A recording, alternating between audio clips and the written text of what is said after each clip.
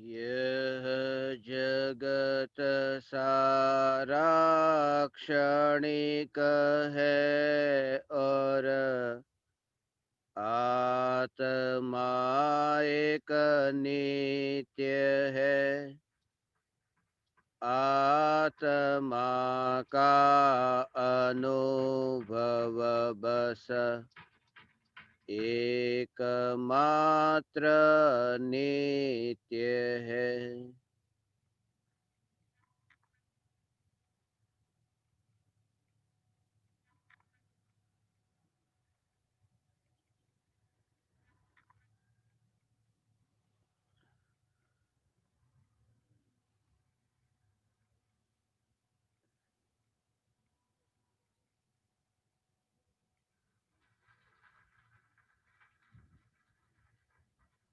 चैतन्य स्वभावी भगवान आत्मा अनादि अनंत शुद्ध चैतन्य मात्र है। ज्ञान मात्र है।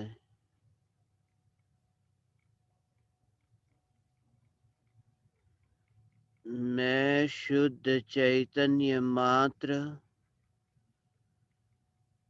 ज्ञान मात्र, भगवान आत्मा हूँ।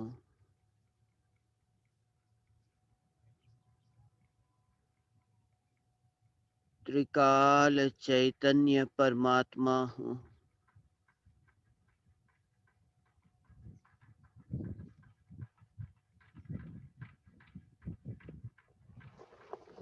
चैतन्य तत्व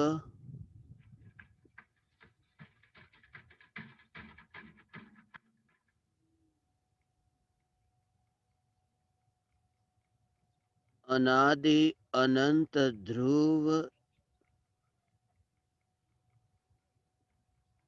परद्रव्य और पर्याय से न्यारा है।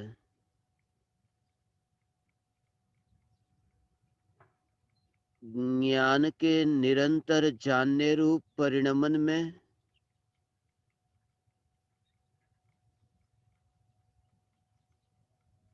सदा काल व्याप्त ऐसा जो ध्रुव चैतन्य स्वरूप है, यह ध्रुव चैतन्य स्वरूप यही मैं हूँ। परद्रव्य और प्रभाव में एक समय के लिए भी नहीं मिलने वाला ध्रुव सत्ता मात्र परमात्म तत्व यही मैं हूँ।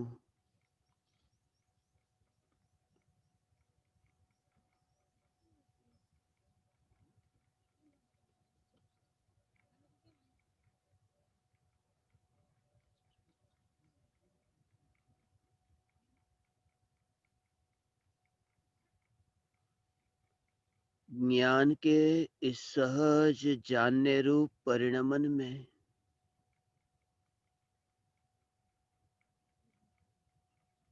किसी भी विकल्प का प्रवेश नहीं। ऐसा सहज स्वच्छ निर्मल ज्ञान का परिणमन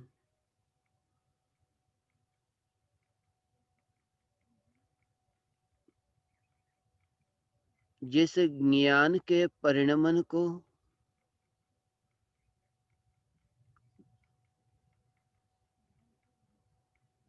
देह के परमाणुओं की अपेक्षा नहीं है, जिस ज्ञान के परिणमन को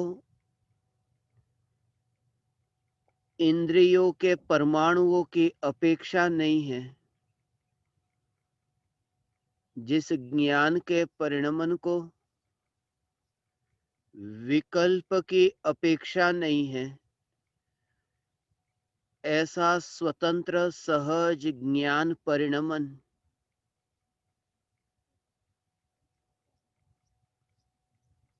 तीन लोक के किसी भी प्रदेश की जहां अपेक्षा नहीं है, ऐसा सहज ज्ञान परिणमन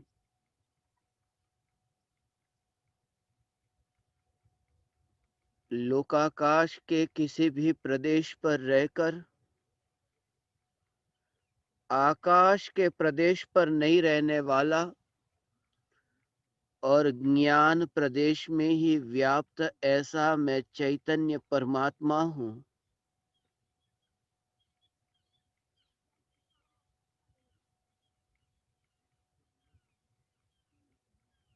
देह के परमाणुओं का बंधन एक पुद्गल परमाणु दूसरे पुद्गल परमाणुओं में भी अभेद होकर एक नहीं होता। एक परमाणु भी दूसरे परमाणु के परिणमन का कर्ता नहीं होता। अनंत परमाणुओं के पिंड रूप यह देह ज्ञान के जानने रूप परिणमन का कर्ता कैसे हो सकता है? सिर्फ अस्तित्व है, सिर्फ होना है और कुछ भी नहीं। अपनी सत्ता में परिपूर्ण रूप से होना, बस यही देह के परमाणु का अस्तित्व है। ये देह के परमाणुओं का अस्तित्व सिर्फ इतना ही है कि ये परमाणु है, ये परमाणु है, मगर इस परमाणुओं का मेरी इस जानने रूप यात्रा के साथ क्या संबंध? अनंत आत्माओं का योग था, अनंत परमाणुओं का योग था, फिर भी परिणमन तो स्वयं का स्वतंत्र था। जानने रूप परिणमन स्वतंत्र था, परिणमन स्वतंत्र था, और इस जानने रूप परिणमन में कोई पराया कारण नहीं। एक एक समय के ये ज्ञान की पर्याय का परिणमन, यह जानने रूप परिणमन निगोद की अवस्था में अनंत परमाणुओं का संयोग तो था, मगर निगोद की अवस्था में भी जो जानने रूप परिणमन होता था वह भी अनंत परमाणुओं के कारण नहीं। इसलिए तो जैसे सिद्ध परमात्मा को इंद्रिय नहीं, सिद्ध परमात्मा को देह नहीं और ज्ञान का ही सहज परिणमन है, ऐसे ही निगोदिया का भी ज्ञान का सहज परिणमन है, इंद्रियों से ज्ञान का परिणमन नहीं। जैसे सिद्ध भगवान में वहां अनंत सिद्धों का योग है, अनंत सिद्धों का संग है, फिर भी एक सिद्ध परमात्मा का केवल ज्ञान, उस ज्ञान का परिणमन दूसरे सिद्ध परमात्माओं से कोई संबंध नहीं रखता। ऐसे ही निगोद में अनंत निगोदिया, जो अनंत निगोदिया के साथ में रहना हुआ, फिर भी ज्ञान का परिणमन स्वतंत्र। अनंत आत्माओं का योग हो, अनंत परमाणुओं का योग हो, फिर भी मेरी एक एक एक ज्ञान की यात्रा हो रही है। और इस ज्ञान की यात्रा में मुसाफिर बहुत मिलते हैं। ज्ञान की यात्रा में सफर करते समय मुसाफिर बहुत मिलते हैं, मगर मुसाफिरों के साथ संबंध तो नहीं हो जाता। ऐसे मुसाफिर बहुत मिलते हैं और ऐसे अनंत मुसाफिर मिले। अनंत मुसाफिरों का ऐसे रास्ते पर योग तो हुआ, मगर मिलन न हुआ। अनंत मुसाफिर, ये ज्ञान का निर्मल जानना जानना जानना और क्रोधादि विकारी भाव, ये विकल्पों का भी विकल्पों के रूप में परिणमन होना, विकल्प की यात्रा होना और ज्ञान की यात्रा होना, और भीतर में अंतर में कि ज्ञान ज्ञान और ज्ञान की यात्रा के अलावा मेरी कहीं यात्रा नहीं। साक्षात ये दर्शन हो, ऐसा यह प्रत्यक्ष दर्शन हो कि विकल्पों की ये आकुलतामय व्याकुलतामय ये तरंगे ये ज्ञान से अस्पर्शी है। ये विकल्प अस्पर्शी है, ज्ञान अस्पर्शी है, क्योंकि दोनों की जाति ही विपरीत है। ज्ञान चैतन्यमयी है और विकल्प जड़ है। ज्ञान पहचानता है स्वयं को और ज्ञान पहचानता है विकल्पों को। विकल्प नहीं पहचानता ज्ञान को और विकल्प नहीं पहचानता विकल्प को। ऐसा अनंत विकृतियां, उन विकृतियों से नाता तोड़ने का ये समय है। विकृतियों से नाता तोड़ने का समय है कि विकृति ही मैं नहीं और मैं चैतन्य। यही चैतन्य की पहचान, यही मेरी पहचान कि मैं चैतन्य, मैं चैतन्य, मैं चैतन्य, मैं चैतन्य। ये यात्रा हो रही है, ये ज्ञान की यात्रा हो रही है। ये ज्ञान की यात्रा, जिस ज्ञान की यात्रा में, जिस जानने रूप परिणमन में, ज्ञान की यात्रा में बहुत से मुसाफिर मिलते हैं। मुसाफिरों के संग में यात्रा होती है, मगर ज्ञान कैसे अलिप्त रहता। ये ज्ञान, यह ज्ञान, यह ज्ञान मुसाफिर की भांति ये यात्रा करता है। बीच में और भी साथी संगी मिले, मगर फिर भी उनसे रिश्ता नहीं हुआ। ज्ञान का जो परिणमन है, ये जानना जानना, ये परिणमन है, उसमें और परज्ञेय ज्ञान में प्रतिबिंबित होते हैं। ये सारे जगत के ज्ञेय, ये परज्ञेय ज्ञान में प्रतिबिंबित होते हैं, मगर परज्ञेय के ज्ञान में प्रतिबिंबित होने के काल में भी, परज्ञेय ज्ञान में प्रतिबिंबित हो इस काल में भी ज्ञान का ही अनुभव होता है, ज्ञान का ही वेदन होता है। ज्ञान में तन्मय होकर ज्ञान में ही अनुभव, ज्ञान का ही अनुभव, और ये अनुभव स्वयं ज्ञानमय है। प्रति समय यह जागृति, इसलिए गृहस्थ की दशा हो या फिर मुनि की दशा हो, गृहस्थ दशा हो, मुनि दशा हो, घर में रहता हो या फिर वन में रहता हो, मगर ज्ञान के लिए तो न गृहस्थी है, न ज्ञान के लिए न मुनि धर्म है। ज्ञान का तो जानना जानना सहज है। ऐसी ज्ञान में स्थिरता, ऐसी जो ज्ञान में स्थिरता रहती है कि वह जो राग का विकल्प, उस राग के विकल्प को उपयोग नहीं मिलता, ध्यान नहीं मिलता। ध्यान ध्यान ध्यान वहां जाता नहीं, और ध्यान नहीं जाता तो ध्यान का पानी उन विकल्पों को पिलाया ही नहीं। जो भी विकृति होती थी कि परिवारजनों के साथ में रहो, मित्रों के साथ में रहो, यहाँ पर सगे संबंधियों के साथ में रहो, घर में रहो, व्यापार करो, ये बाहर का, ये बाहर का, ये गृहस्थ का जीवन, वो जो जीवन, वह जो राग था, वह राग का भाव अब न रहा। किसके बल पर न रहा? क्योंकि ऐसी दशा कि जब भी उन संयोग और वियोग को जानता है, तब संयोग और वियोग को ध्यान देकर ध्यान का पानी नहीं पिलाता, उन विकल्पों को पोषण नहीं देता, उन विकल्पों से उदासीन रहता है, उन विकल्पों से वो अप्रभावित रहता है, उन विकल्पों में वह अपनी पहचान नहीं करता है। विकल्प मैं नहीं, यह जागृति जिसे प्रति समय है, वह ज्ञान का अनुभव करते हैं और ज्ञान में स्थिरता के बल पर वे गृहस्थ से मुनि होते हैं।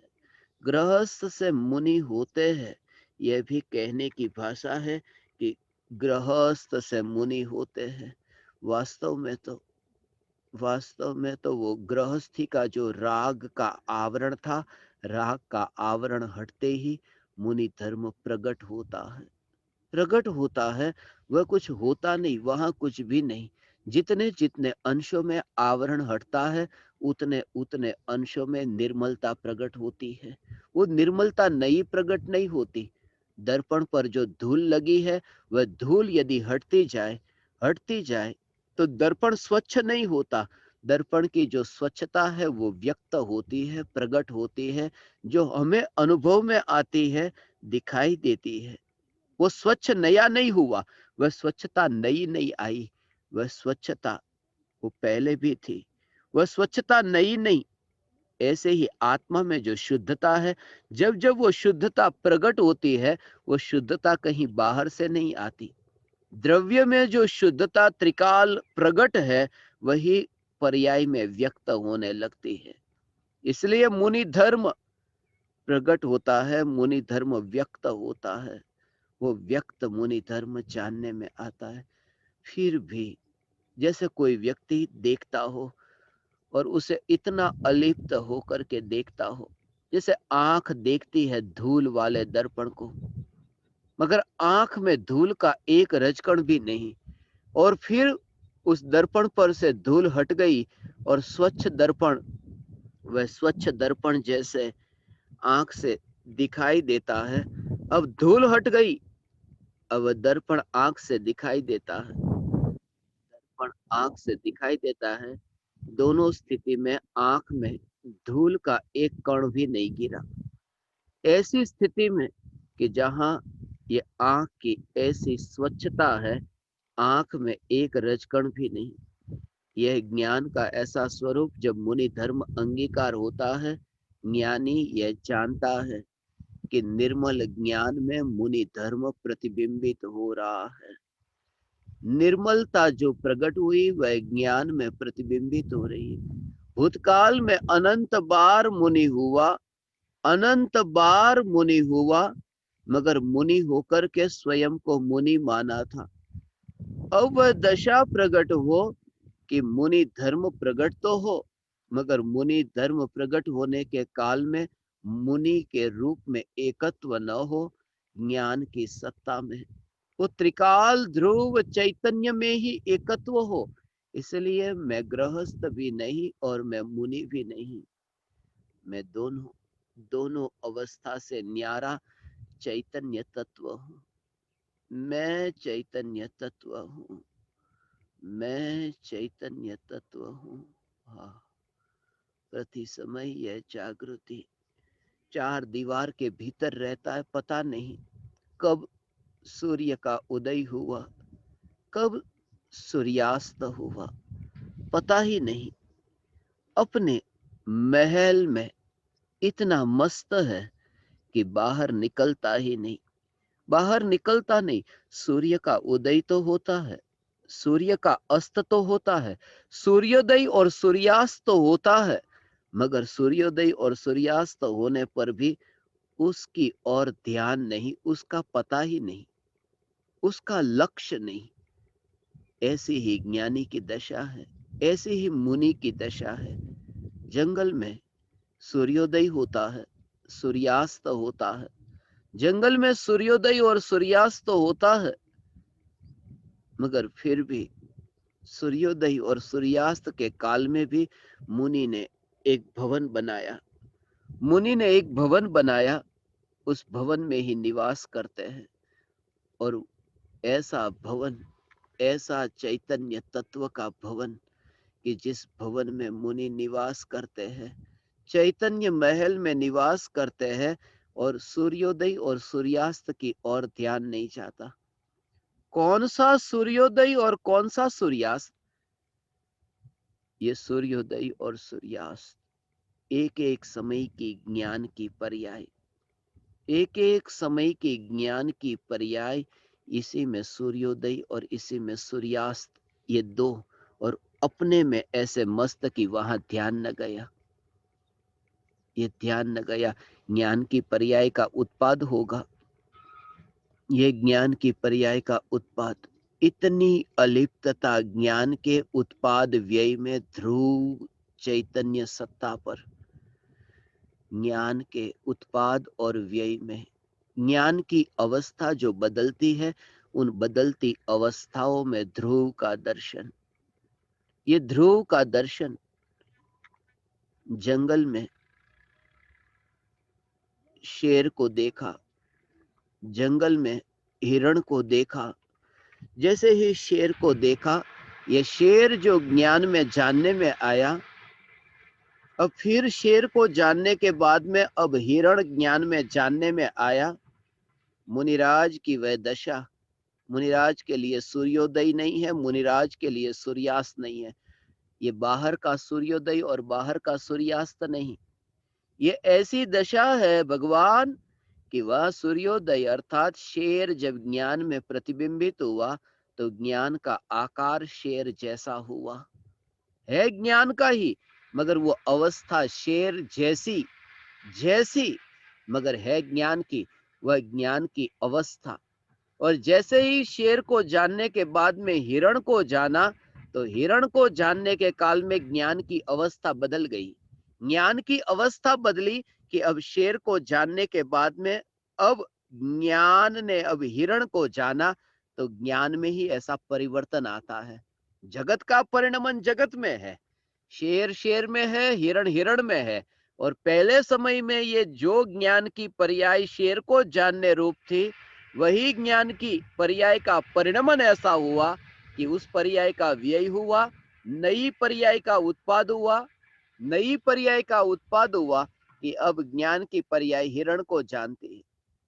अब ये दो बात, एक तो ये कि शेर की पर्याय जो ये शेर की पर्याय है वो तो शेर में है, हिरण की पर्याय है वो तो हिरण में है, वो तो परद्रव्य की बात है, वो तो परद्रव्य है, उनकी तो बात ही नहीं यहाँ, परद्रव्य की तो बात ही नहीं है, परद्रव्य में तो एकत्व करने की बात ही नहीं है।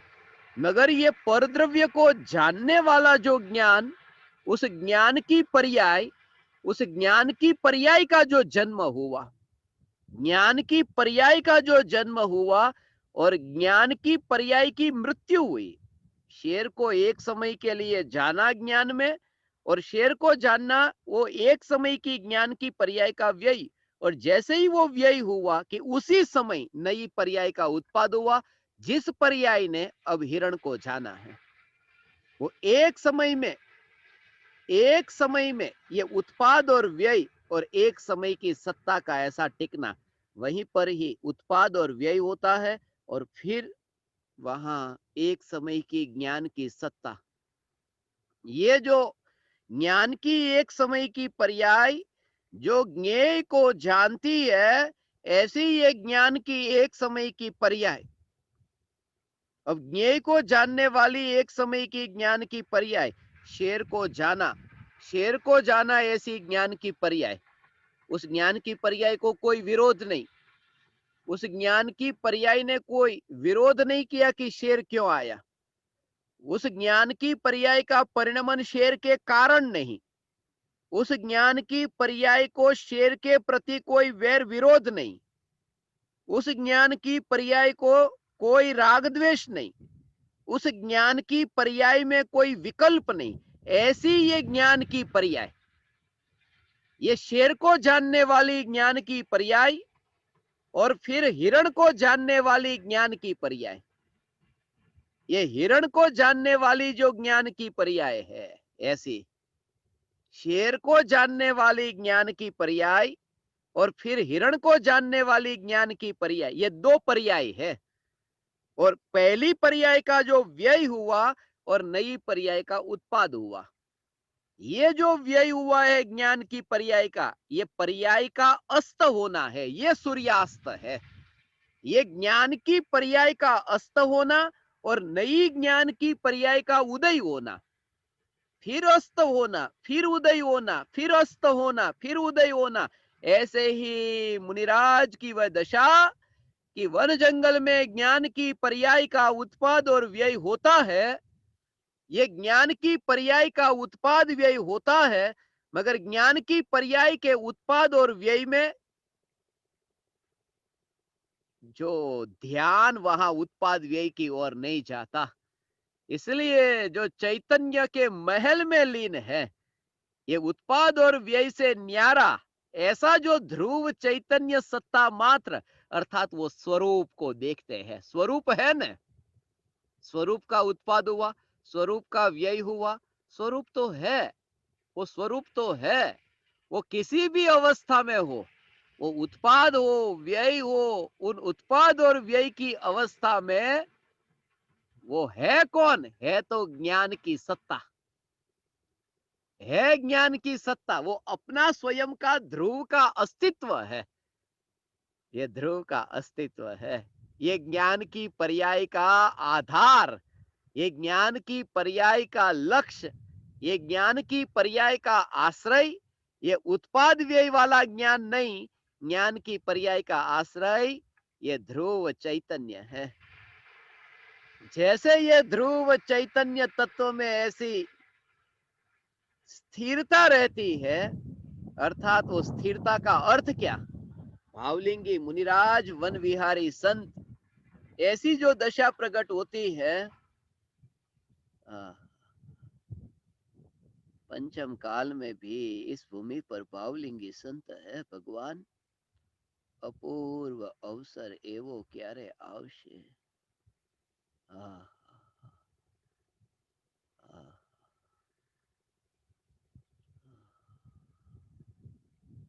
ऐसी दशा, ऐसी दशा, ऐसी दशा वहां पर हो। ज्ञान की पर्याय के उत्पाद और व्यय में भी जिन्होंने अपना अस्तित्व नहीं माना, वरना स्वयं को जन्म मरण वाला मानते, ज्ञान के उत्पाद और व्यय में जिसने स्वयं का अस्तित्व नहीं माना, वरना स्वयं को उत्पाद और व्यय वाला मानते, और एक एक समय की ज्ञान की पर्याय में एकत्व हो न, कितना पर्याय में एकत्व का समय समय में जन्म मरण का दुख भोगना पड़े।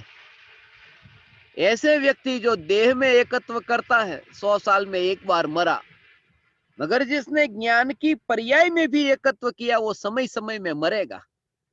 मैं जन्मा मैं मरा, इसलिए वो दृश्य होता है, वो जानने का कार्य होता है, ज्ञान का जानने रूप परिणमन तो होता है, मगर श्रद्धा की मोहर उस ज्ञान के परिणमन पर नहीं होती। श्रद्धा की मोहर उस ध्रुव चैतन्य सत्ता पर होती है।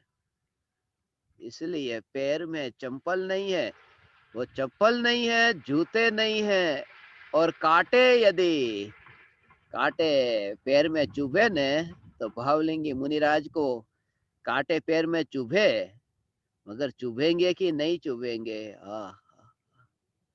कांटे पैर में चुभे या न चुभे, मगर भीतर में यह जागृति, अंतर में यह जागृति स्वरूप इतना न्यारा न्यारा न्यारा देखता है भगवान। इस स्वरूप को ऐसा न्यारा देखता है, इस चैतन्य स्वरूप को ऐसा न्यारा देखता है कि बस कितना काटा चुभा, इतनी स्वच्छता, इतनी अलिप्तता, और खरोच भी नहीं आई। ऐसी जागृति, ऐसी जागृति की खरोच भी नहीं आई है। ऐसी जागृति, ऐसी जागृति हो भगवान। एक पुतले के अंदर कांटा घुसे, एक पुतले में कांटा घुसता है, और दर्पण में उस पुतले का प्रतिबिंब पड़ा। अब कोई पूछे कि दर्पण में कांटा चुभा या नहीं, जिसने दर्पण की स्वच्छता को जाना वो तो कहे कि दर्पण में खरोच भी नहीं आई। पुतले में काटा गया, मगर दर्पण में खरोच भी नहीं आई। ये ज्ञानी की ये जागृति रहती है कि कांटे और कंकड़ में, ये शरीर के परमाणु में ऐसे कांटे चुभे तो भी ये राख की दीवार, दीवार पर कील ठोकी जा रही है। और ये भी संजोग की बात है, कोई व्यक्ति ऐसे पकड़ करके हथौड़ी लेकर के दीवार में कील नहीं ठोकता। ये तो ऐसा है कि चलती फिरती दीवार उस कील के ऊपर आई। ऐसा ये चैतन्य चैतन्य चैतन्य, ये चलती फिरती ये राख की दीवार, और कील पड़ी थी और कील के ऊपर आई, मगर ज्ञान के दर्पण की ऐसी स्वच्छता से, वो ज्ञान के दर्पण की स्वच्छता से ये इतना इतना न्यारापन ज्ञान दर्पण का, वो नहीं आई, खरोच नहीं आई। वरना वो जितना स्वच्छ प्रतिबिंब पड़ा न, जैसे ही कांटा चुभा और स्वच्छ स्वच्छ स्वच्छ प्रतिबिंब। ऐसा हो भगवान, ऐसा ऐसा थोड़ा थोड़ी सीमेंट, ऐसी कील चुभ जाए कि सीमेंट थोड़ी निकल गई बाहर, ऐसी कील चुभ गई कि सीमेंट बाहर निकल गई। राख की दीवार में कांटा चुभे और मांस थोड़ा बाहर निकल गया, मांस बाहर निकल गया, मगर स्वच्छता का जोर कैसे?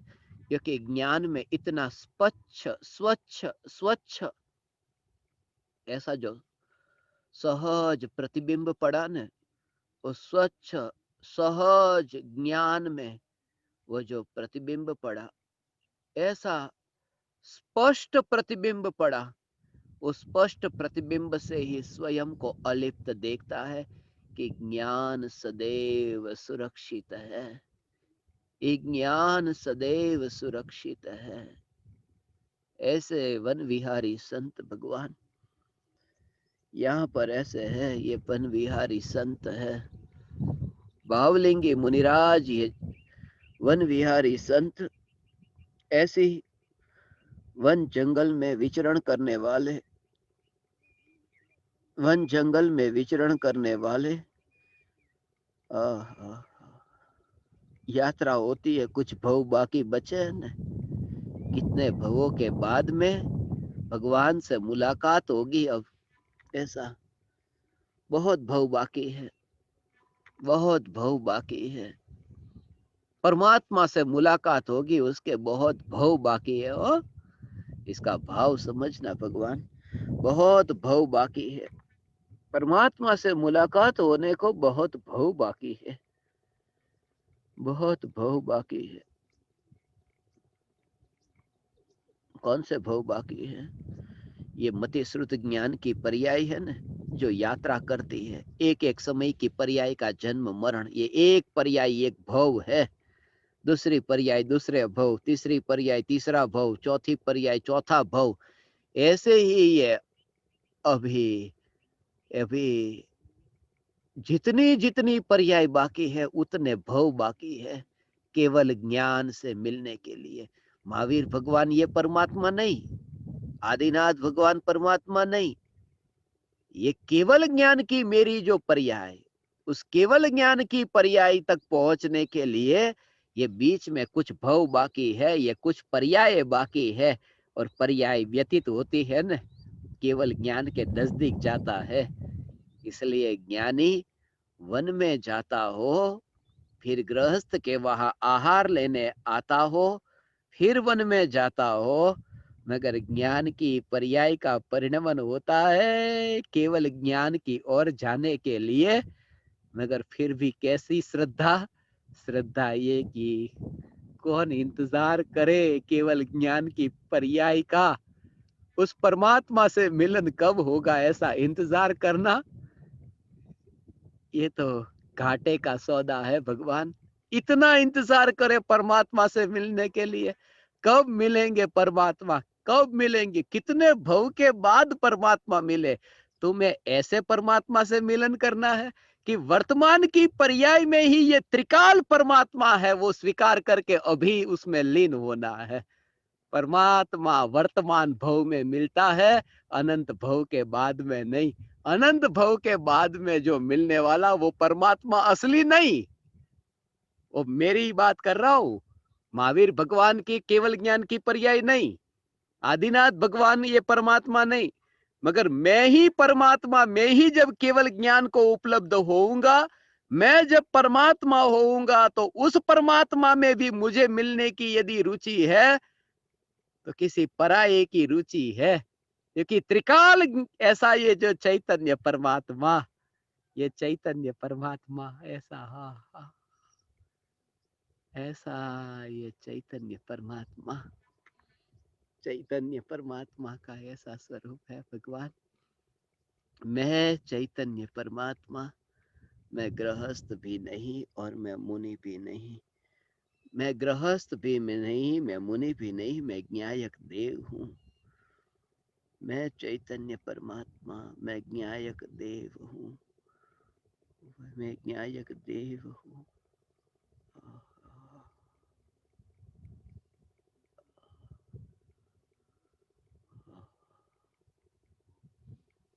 उनसे एक बार मुलाकात करने के लिए यहाँ आना हुआ। एक बार उनसे मुलाकात करने के लिए यहाँ आना हुआ। उसके बिना जाना कैसे हो सकता है? वो मुलाकात तो यहीं पर ही होगी।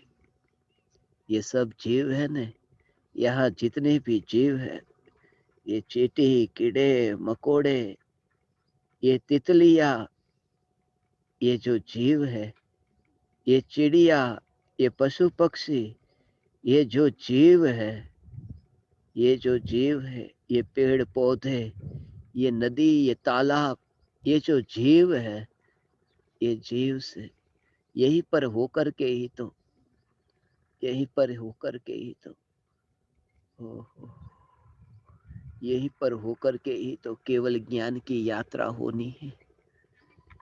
ये सब ज्ञान के इस यात्रा में मिलने वाले ये मुसाफिर है। मुसाफिर से ये द्वेष नहीं है, मुसाफिर से कोई द्वेष नहीं। वन जंगल की ऐसी दशा, ऐसी भावलिंगी संत की दशा भगवान। अपूर्व अवसर एवो क्यारे आवशे, अपूर्व अवसर एवो क्यारे आवशे, क्यारे थईशु बाह्यांतर निर्ग्रंथ जो, कब वह दशा प्रकट होगी। अलिप्तता उसमें भी। अपूर्व अवसर एवो क्यारे आवशे, जो भी विकल्प आए न, उन विकल्पों में भी मैंने क्या किया, जानने के अलावा किया क्या? तुम्हें अलिप्तता ऐसी रहेगी। मुझे ये भाव बहुत आ रहे हैं कि कब मैं साधु हो, कब मुनि हो जाऊं, ये भाव मुझे आते हैं। नहीं,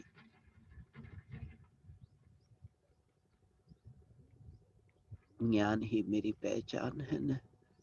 हे भगवान, हे चैतन्य परमात्मा, ये ज्ञान ही पहचान है। वो ये ज्ञान ही पहचान है, ये ज्ञान ही पहचान है। बस जब ज्ञान पहचान है तो किसे मुनि होना है? कौन मुनि होता है? ये मुनि होने का विकल्प,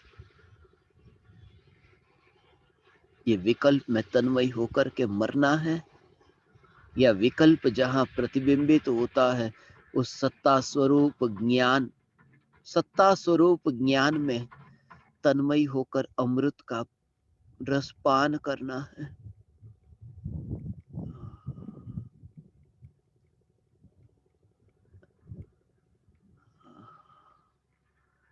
ऐसा ऐसा ही।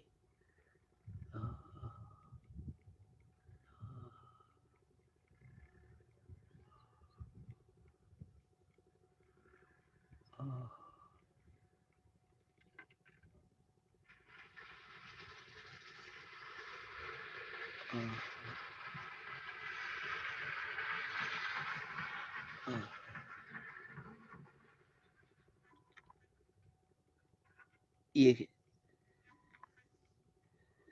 ऐसा ये है, यही पर ही है।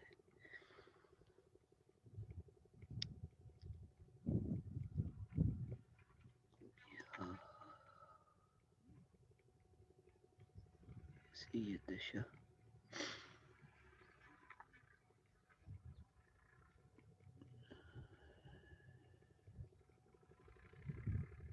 चैतन्य चैतन्य चैतन्य।